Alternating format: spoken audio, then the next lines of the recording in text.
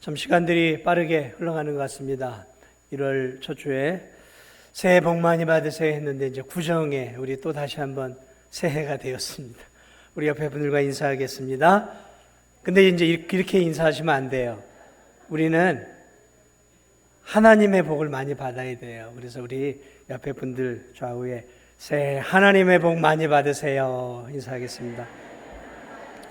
새해 하나님의 복 많이 받으세요. 복을 세상 사람도 받는 것으로 알고 있습니다. 복은 하나님이 주시는 것이죠. 여러분 인사하실 때 새해 하나님의 복, 그렇죠. 하나님의 복, 우리 성도님들 올 한 해도 많이 받으시기 바랍니다. 참 우리는 분주한 일상을 살아가요. 1월이 엊그제 같은데 이제 2월이고 아마 저 개인적으로도 2월은 더 빨리 지나갈 것 같아요. 그럼 곧 봄이 되는 3월이 되겠죠.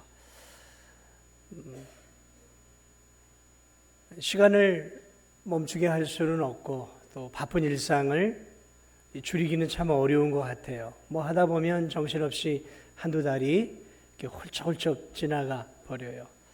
그래서 겨울인가 싶은데 이제 봄이고 또 봄인가 싶은데 무더운 여름이고 무더운 여름인가 싶은데 선선한 가을이 오고 그러다 보면 또 추운 겨울이 오는 것이죠. 우리 인생도 마찬가지입니다. 어느덧 어린아기 청년의 시절을 지나 장년이 되고 어느덧 장년이 지나 노년이 되어 있는 나 자신의 모습을 발견하는 것이죠.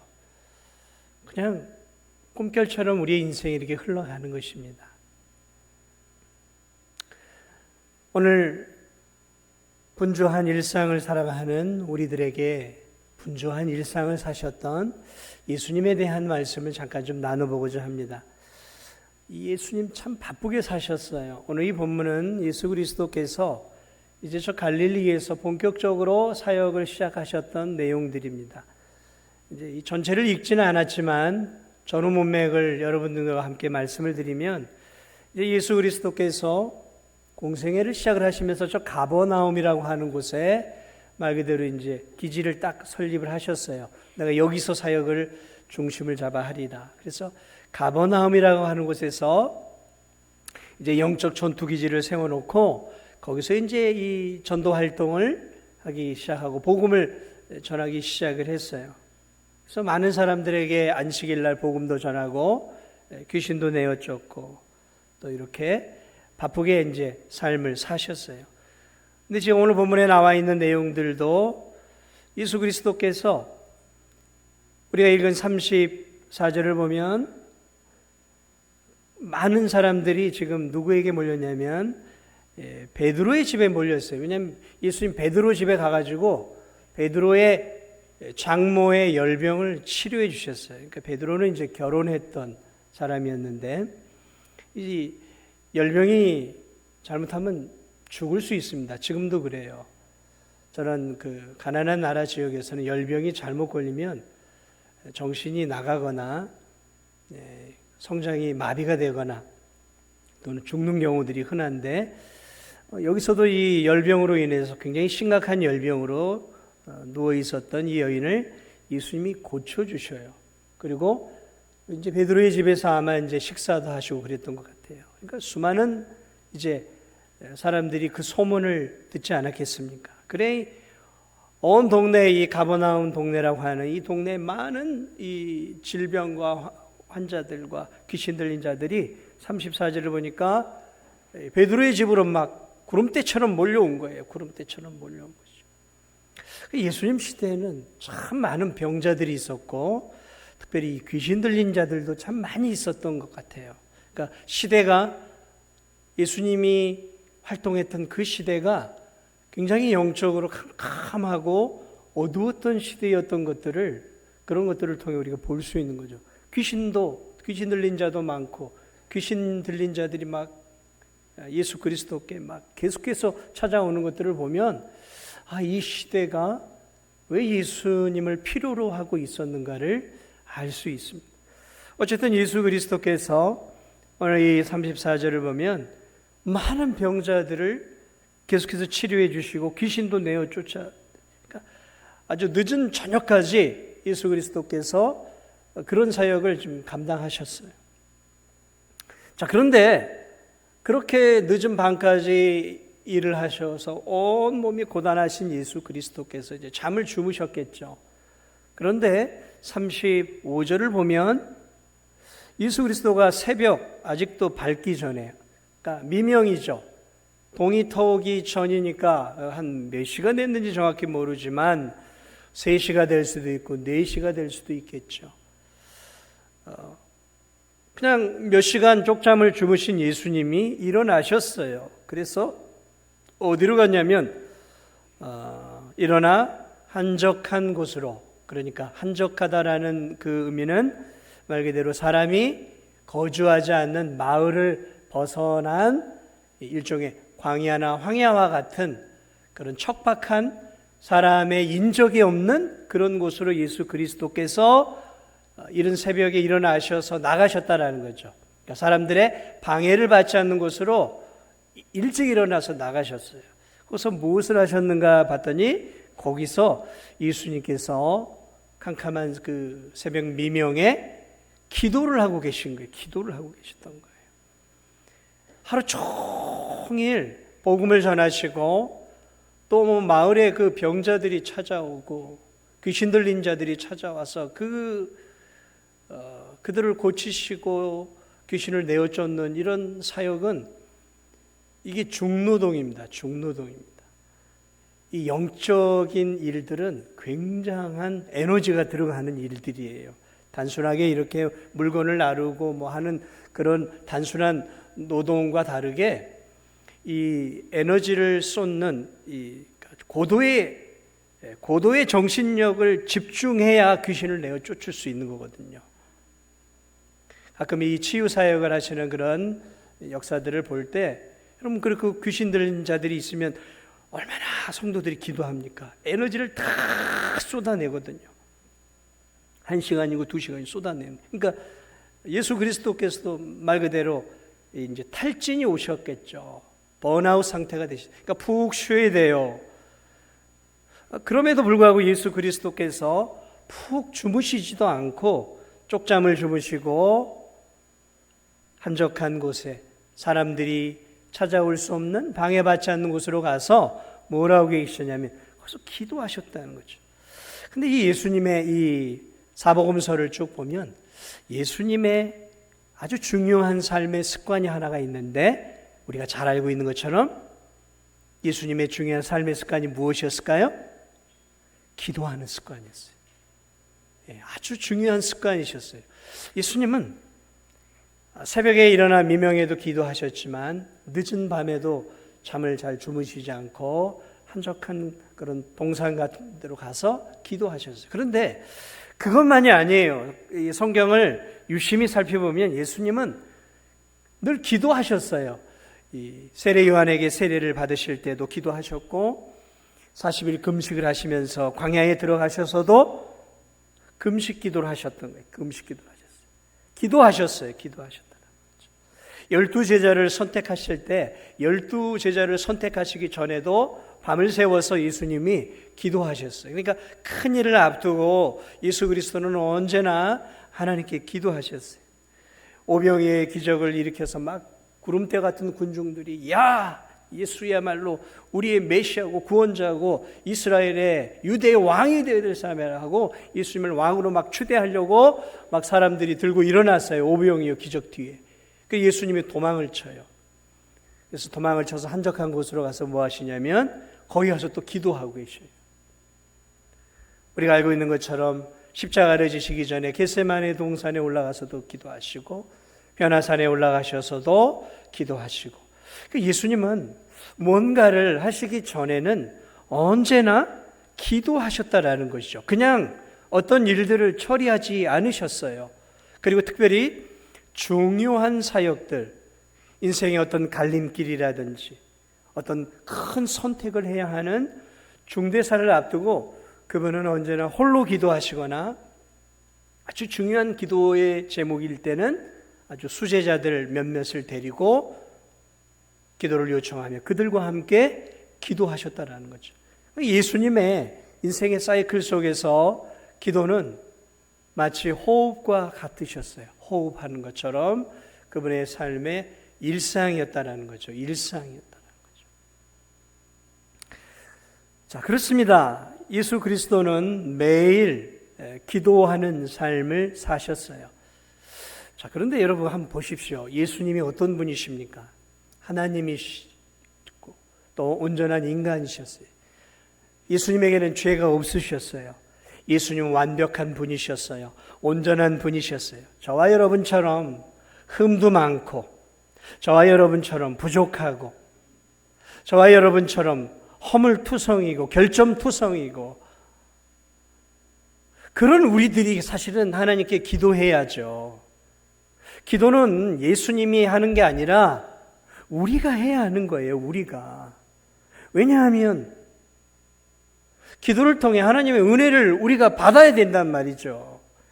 그러니까 정말 기도가 필요한 것은 예수님이 아니라 사실은 우리란 말이죠. 그런데 흠도 없고 티도 없으신 온전하신 예수 그리스도께서 이렇게 무시로 수시로 잠도 주무시지 않고 새벽에 밤늦게 자신의 육신을 쳐가면서 기도하셨다라는 것이죠.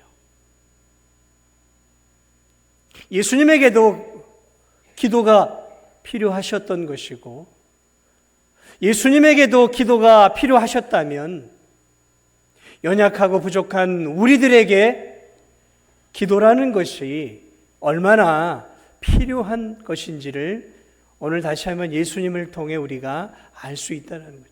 예수님에게도 이렇게 하루하루 기도하지 않고는 살아갈 수 없었다고 한다면 하나님의 은혜가 없이는 정말 살 수 없는 우리들이야말로 기도하지 않고 살아간다고 하는 것은 참으로 무모한 거예요. 기도하지 않고 살아가는 성도들은 제가 볼 때는 무모하게 살아가는 거예요. 이건 용기가 아니라 무모한 삶이에요. 무모한 삶이에요. 사랑하는 여러분, 예수님이라고 잠을 푹 주무시고 피로를 회복한 가운데서 사역하고 싶지 않으셨겠습니까? 그것은 예수님의 육신도 우리와 똑같은 육신이니까 푹 쉬고, 그런데 예수님에게는 사실 많은 시간이 없었어요. 3년이라고 하는 아주 적은 시간이 그분에게 남겨져 있었기 때문에 그분은 자신의 몸을 쳐가면서 기도하셨어요. 기도가 얼마나 중요한지를 우리에게 보여주셨어요. 예수님의 기도, 예수님은 어떤 기도를 하셨을까? 기도를 호흡이라고 합니다. 우리가 숨을 쉬고 들이마셔야 사는 것처럼 예수님은 하나님과 함께 호흡하셨어요. 호흡하셨어요. 하나님과 함께 호흡을 맞춰 가셨어요. 호흡을 맞춰 가셨어요. 이 게임을 하거나 이런 할 때 이 복식 같은 걸 할 때는요, 나 혼자 잘해서는 안 돼요. 호흡을 맞춰 가야 되는 것이죠. 나만 잘한다고 되는 게 아니라 상대방과 함께 호흡을 맞춰 가야 되는 거예요. 상대의 움직임, 상대의 숨소리를 들어가면서 함께 호흡을 맞춰가며 경기를 진행하는 것이죠. 중창이 그런 거죠. 듀엣이 그런 거죠.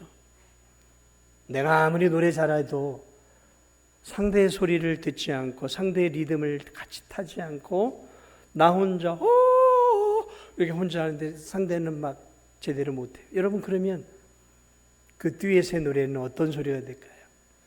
아름다운 하모니가 아니라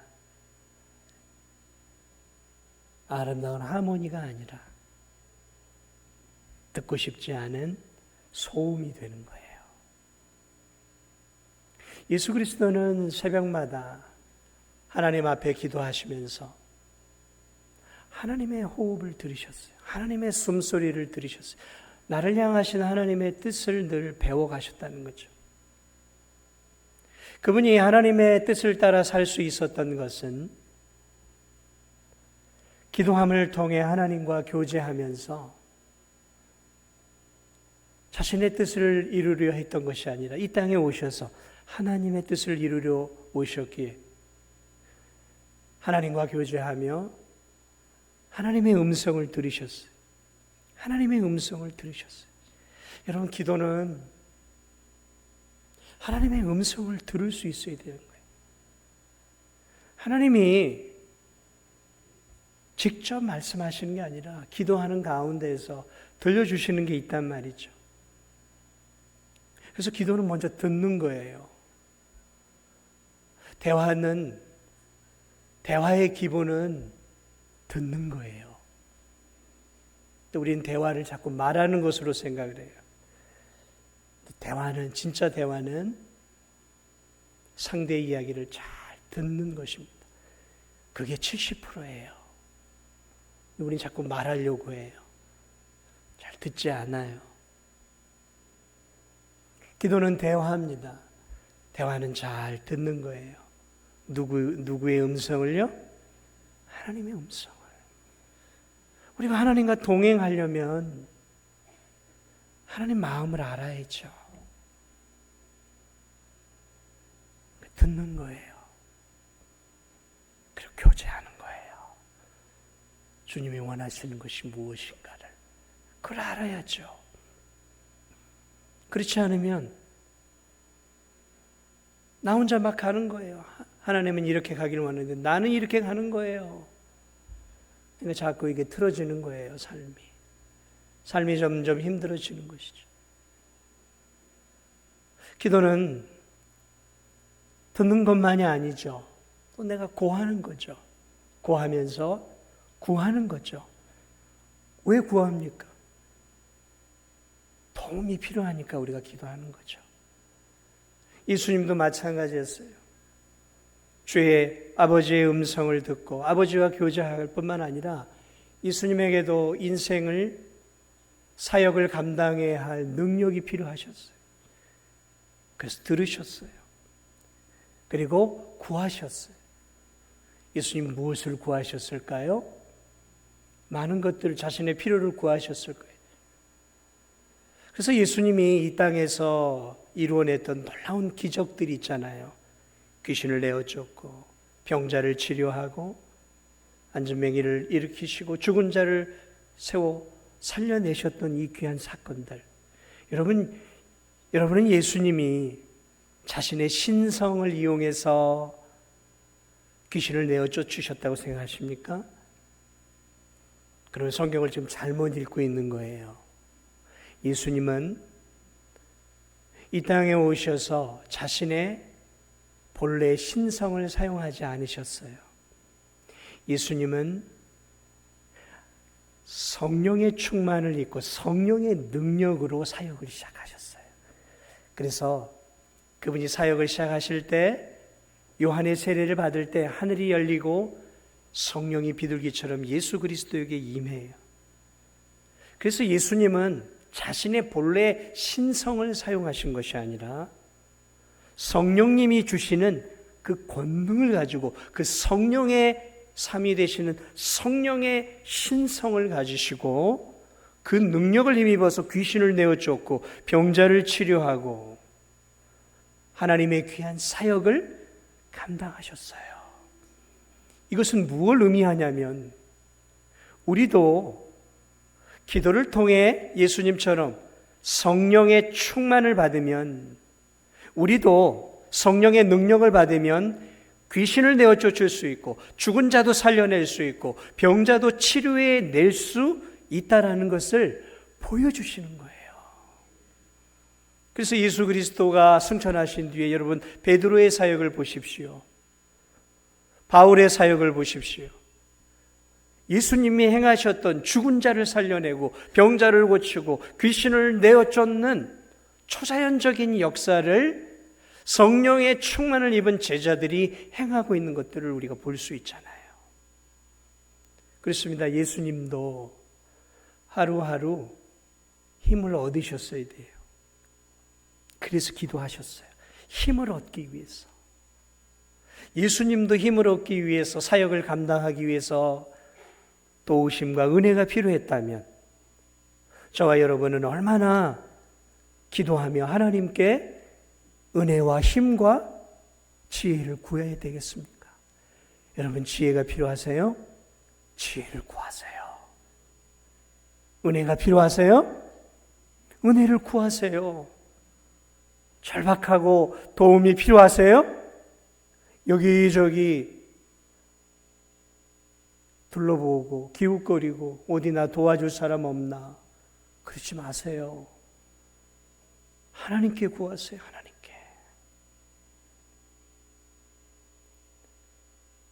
주님의 은혜를, 성령의 은혜를 날마다 힘입었던 거예요. 예수님은 또 무엇을 위해 기도하셨을까? 영혼들을 위해 기도하셨을 거예요.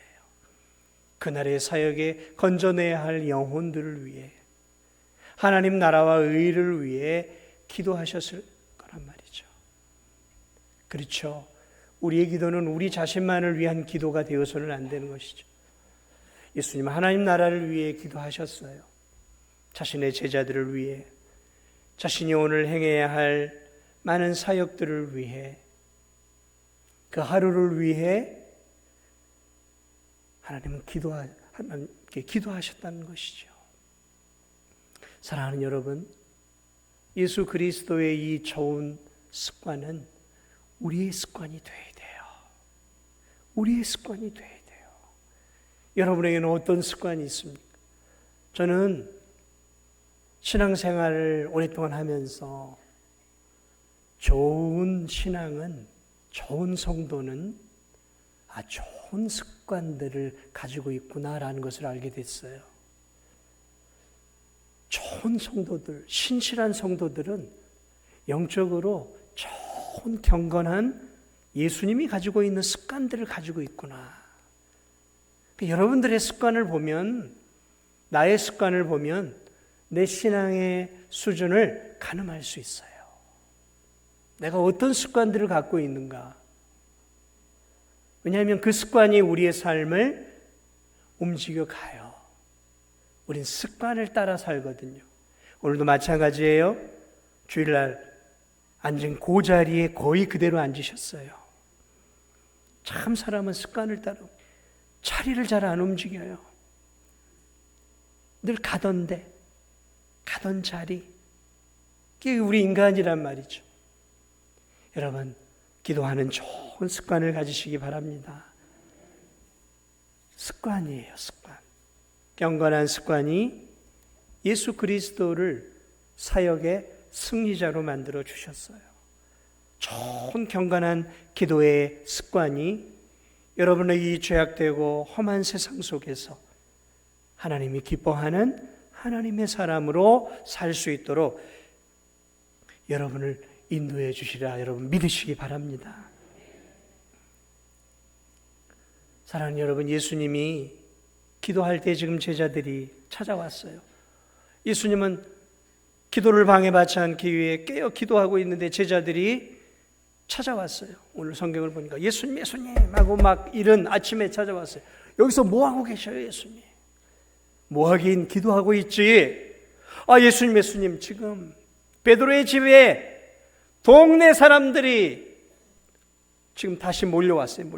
다 막 어제 못 고친 환자들, 귀신 들린 자들이 지금 가득하게 왔어요. 빨리 오세요, 예수님 오세요. 지금 예수님 막 온 동네가 지금 예수님 만나려고 난리가 났어요, 예수님. 그래, 예수님 뭐라 그래? 그래, 야, 내가 이제 막 공식적으로 이제 막 사역을 시작했는데 동네 전체가 나를 만나려고 사람들에게 나에게 몰려와. 야, 이제 내 사역은 이제 뭐 승승장구되겠구나.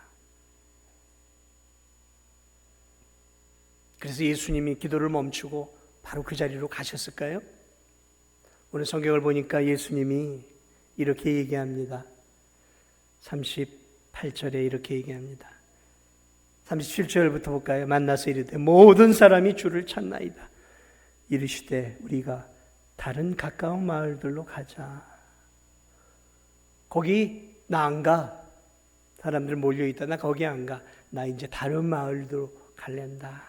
다른 마을로 갈련다. 나 거기 가서 전도하련다. 내가 이를 위하여 왔노라. 굉장히 쇼킹한 말씀을 하셔요. 지금 사람들이 몰려 있어요. 예수님을 만나기 위해 몰려 있어요. 예수님이 공생의 사역을 시작했어요. 그리고 예수님을 알아보기 시작했어요. 사람들이 구름대처럼 몰려들었어요. 이거 얼마나 좋은 기회. 그래서 가서 그들을 다시 병자들을 치료하고 귀신을 내어 쫓아내면 예수 그리스도는 훨씬 더 그분의 명성은 순식간에 마을에서 마을로 퍼져 나갈 것이란 말이죠. 그러므로 예수님의 대중적인 지지와 인기와 예수님은 굉장한 명예를 순식간에 얻어낼 수 있는 좋은 기회를 맞이했단 말이죠. 군중들에게 인기를 얻을 수 있는 기회를 잡으셨단 말이죠. 그런데 오늘 예수님 뭐라 그러냐면 나 몰려있는 대로 안 가겠다라는 거죠. 나 다른 마을로 가겠다라는 거죠. 다른 마을로 가겠다라는 거예요. 나를 모르고 있는, 나를 아직 알지 못하고 있는 그곳으로 가서 전도하겠다라는 거예요. 여기서 전도한다라는 말을 다른 말로 얘기하면 복음을 전하러 가겠다라는 거예요. 복음을 전하러 가겠다. 사랑하는 여러분, 예수 그리스도께서 이 땅에 오신 이유가 무엇일까요? 자신이 하나님의 아들이심을 드러내시기 위해 오셨을까요? 그래서 많은 사람들이 나를 알아보고 나를 경배하고 나를 높이고 예수 그리스도가 점점 더 지지도가 올라가고 명예로워지고 수많은 사람들이 예수님에게 환호하는 그런 것들을 얻어내시기 위해 예수 그리스도께서 이 땅에 오신 것일까요? 그랬다면 예수님은 지금 예수님을 만나기 위해 구름대처럼 몰려있는 그 군중 속으로 들어가야 하는 거예요. 그런데 예수님은 그 자리를 피하시고 자신을 전혀 알지 못하는 다른 마을들로 가시겠다는 거죠. 복음을 아직 알지 못하는 다른 마을들로 가겠다. 거기서 나는 그들에게 복음을 전하러 가겠다는 것이. 사랑하는 여러분, 예수 그리스도께서 이 땅에 오신 이유를 다시 이 사건을 통해 우리에게 알려주신, 그분이 새벽 기도를 통해 힘을 얻으시고 에너지를 얻으셨던 이유는 아직도 예수 그리스도를 모르는 사람들을 찾아다니면서 그들에게 하나님의 복음의 핵심이 되는 자기 자신이 하나님의 아들이요 구주로 오신 이 사실을 알려주기 위해 예수 그리스도께서 이 땅에 오셨다라는 것들을 증거하러 오신 것이죠. 예수님 복음을 전하러 오셨어요. 복음을 전하러 오셨어요. 예수님이 복음을 전하시다가 귀신을 내어 쫓고 병자들을 고치고 배고픈 자들에게 빵을 주셨던 것은 그것이 예수님의 사역의 중심적인 목적이 아니었어요. 그러한 부수적인 사역들은 복음을 더 잘 증거하기 위해서 내가 하나님의 아들이시라는 신성을 갖고 있는 능력의 하나님이라는 것을 알려주시기 위해 귀신도 내어 쫓아주시고 병자도 치료해 주시고 그 불쌍한 영혼들을 고쳐주셨던 것이지, 병자를 고치기 위해 사람에게로 갔던 게 아니에요. 귀신을 내어 쫓기 위해 사람들을 만나러 갔던 게 아니라 배고픈 무리들에게 필요한 것들을 공급해 주시기 위해 예수님이 무리를 모아놓고 그들에게 사역을 하시지 않았다라는 것이죠. 복음을 증거하기 위해서, 복음을 증거하다 보니까 배고픈 무리들이 생겨서 그들에게 먹을 걸 주고, 복음을 증거하다 보니까 귀신 들린 자들이 있어서 그들을 불쌍히 여겨 귀신을 치유했던 것이고, 복음을 증거하다 보니까 육신의 질병에 가진 자들이 은혜를 구하여 그들을 치료해 주시면서 하나님이 얼마나 사랑이 많으신 분인 것들을 보여주시기 위한 부수적인 사역이었던 것이, 그게 그 사역을 하러 예수님이 오셨던 것이 아니에요. 예수님이 높은 명예와 권세와 권력을 잡기 원하셨다면 예수님의 사역은 환호하는 군중들의 무리 속으로 들어갔어야 되는 거예요. 그러나 오늘 예수 그리스도는 아니야, 나는 그곳으로 들어갈 수 없어. 예수님이 오병이어를 통해 수많은 사람들의 배를 불려주자 그 수많은 사람들이 예수님을 왕으로 추대하려고 그랬어요. 예수님 도망가셨어요. 사랑하는 여러분, 교회 사역의 핵심이 무엇일까요? 교회 사역의 핵심이 무엇일까요? 요즘 한국교회 안에는 이런 집회들이 많아요. 신유의 집회, 귀신을 축출하는 집회, 귀신 들린 자 오라는 거예요. 치유의 집회, 무슨 어떤 기도원이는 어디서 있는데 치유의 집회를 해요. 여러분, 이건 성경적이지 않아요. 복음에 대한 집회가 되어야 되는 거지 치유의 집회는 아니에요. 귀신을 내어 쫓는 집회 아니에요. 그건 예수님의 사역과는 정반대가 되는 사역들이에요. 치유의 집회요. 예수님이 언제 치유의 집회를 하셨나요? 예수님이 언제 신유의 집회를 하셨나요? 예수님이 언제 귀신을 내어 쫓는 집회를 하셨나요? 언제 예수님 사람들 불러놓고 막 머리쳐서 넘어뜨리고 귀신을 내어 쫓는 그런 집회를 하신 적이 어디 있어요? 예수님의 집회는 언제나 순수하게 복음을 증거하시는 집회였어요. 그렇게 복음을 증거하시다가 귀신 들린 자가 보이면 그 영혼이 불쌍해서 귀신을 내어 쫓아주면서 예수 그리스도께서 귀신을 내어 쫓고 한 영혼에게 복음을 주시는 참 구주임을 드러내십니다. 눈먼 자들의 눈을 뜨게 해주시면서 예수 그리스도께서 내가 세상의 빛으로 영원한 구원을 주시러 오신 것들을 보여주시러 오신 것이, 안전뱅이를 일으켜주면서 예수 그리스도께서 한 영혼을 온전하게 해주시기 위해 오신 것들을 보여주시고, 죽은 자들을 살려내시면서 내가 이 땅에 온 것은 영원한 생명, 영적으로 죽은 자들을 살려주시러 오신 것들을 보여주시기 위한 하나의 사인들이었던 것이죠. 그게 예수님의 집회의 목적이 아니었다라는 것이죠.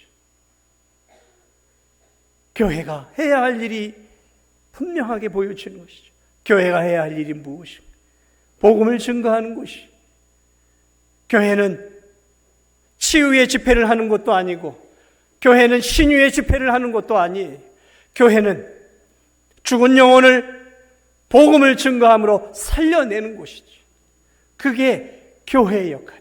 하나님이 교회를 주신 이유는 그거예요. 나머지는 부수적인 거예요. 우리가 세상에 나가서 전도해야 할 일들, 영혼을 건지는 일들이 사실은 우리의 삶 속에서 어떤 측면에서는 가장 중요한 일이에요. 한 영혼이 죽어갈 때, 죽어가는 한 성도를 바라보고 죽어가는 한 영혼을 바라볼 때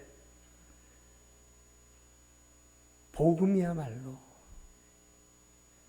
한 영혼에게 가장 소중한 것이다라는 것들을 깨닫게 되어집니다. 젊고 건강하고 있을 때에는 삶을 살아가면서 돈이 더 중요한 것처럼 느껴져요. 명예가 중요한 것처럼도 느껴집니다. 권력도 참 중요한 것처럼 느껴져요. 그런데 한 영혼이 죽어가는 모습들을 바라볼 때 그 영혼에게 무엇이 가장 중요할까? 이제 생사고락에, 이제 생사의 갈림길에 서 있는 저 사람에게 가장 중요한 것이 무엇일까? 여러분, 무엇이라고 생각하세요? 복음이에요. 예수 그리스도를 믿고 있느냐, 믿고 있지 않느냐. 왜냐하면 그것이 지금 죽음을 앞두고 있는 저 성도의 영원한 운명을 가르기 때문에 그래요.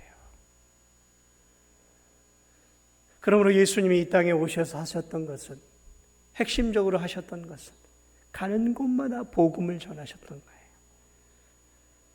힘을 다해서 복음을 전하셨고, 그 힘을 얻기 위해서 밤잠을 줄여 가시면서 기도하시며 성령을 통해 힘을 얻어내셨던 것이죠. 그렇습니다. 사랑하는 여러분, 현세적인 복 중요하죠. 물질 우리에게 필요합니다. 건강도 우리에게 필요해요. 그러나 그 모든 것들보다 더 우선적인 것은 한 영혼의 구원입니다. 그것을 위해 예수님 오셨고, 여러분의 구원을 위해 예수 그리스도께서 저를 위해, 여러분을 위해 이 땅에 오셨던 이유입니다. 사랑하는 여러분, 오늘 학생들도 있고 어린 학생들도 있어요.